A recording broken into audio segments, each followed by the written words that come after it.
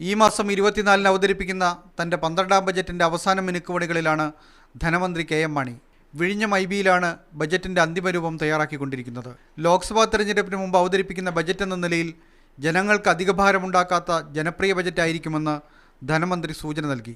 പക്ഷേ സാധാരണക്കാരന് ഞെരുക്കമുണ്ടാക്കുന്ന, ഭാരമുണ്ടാക്കുന്ന നടപടികളോ വിലക്കയറ്റം സൃഷ്ടിക്കുന്ന നടപടികളോ ഉണ്ടാവാതിരിക്കാൻ വളരെ സൂക്ഷ്മതയോടുകൂടി ആ വിഷയം കൈകാര്യം ചെയ്യാനാണ് ഞാൻ ഉദ്ദേശിക്കുന്നത്.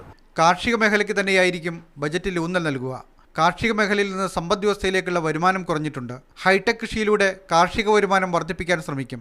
എല്ലാ മേഖലകളിലും തൊഴിൽ സാധ്യതകൾ വർദ്ധിപ്പിക്കുന്നതിന് ബജറ്റിൽ മുൻഗണന നൽകും. ബഡ്ജറ്റിൻ്റെ ഫോക്കസ് എംപ്ലോയബിലിറ്റി വർദ്ധിപ്പിക്കുക എന്നുള്ളത് ഒരു ഫോക്കസായിരിക്കും. പിന്നെ അതുപോലെ തന്നെ ഇൻഫ്രാസ്ട്രക്ചർ ഡെവലപ്മെൻറ്റ്, അതിന് വലിയ ബഡ്ജറ്റിൻ്റെ പ്രധാനപ്പെട്ട ഭാഗം ഇൻഫ്രാസ്ട്രക്ചർ ഡെവലപ്മെൻറ്റ്. ഇവിടുത്തെ തൊഴിലില്ലായ്മയ്ക്ക് സ്ഥിരമായി പരിഹാരം വേണമെന്നുണ്ടെങ്കിൽ സെൽഫ് എംപ്ലോയ്മെൻറ്റ് പ്രൊമോഷനിൽ കൂടെ മാത്രമേ നമുക്കിവിടുത്തെ തൊഴിലില്ലായ്മയ്ക്ക് ശാശ്വതമായ പരിഹാരം കൊണ്ടുവരാൻ കഴിയൂ. പ്രവാസികളുടെ പുനരധിവാസത്തിനും മാലിന്യ നിർമ്മാർജ്ജനത്തിനും പ്രാധാന്യം നൽകും. ആഗോള സാമ്പത്തിക മാന്ദ്യം നമ്മുടെ സമ്പദ് വ്യവസ്ഥയിൽ പ്രതിഫലിക്കുന്നുണ്ടെന്ന് ധനമന്ത്രി പറഞ്ഞു. കഴിഞ്ഞ ബജറ്റിൽ അവതരിപ്പിച്ച 398 പദ്ധതികളിൽ 146 എണ്ണത്തിനും ഭരണാനുമതി നൽകി കഴിഞ്ഞു. ശേഷിക്കുന്ന പദ്ധതികളും ഉടൻ നടപ്പാക്കുമെന്ന് ധനമന്ത്രി അവകാശപ്പെട്ടു. മീഡിയ 1 തിരുവനന്തപുരം.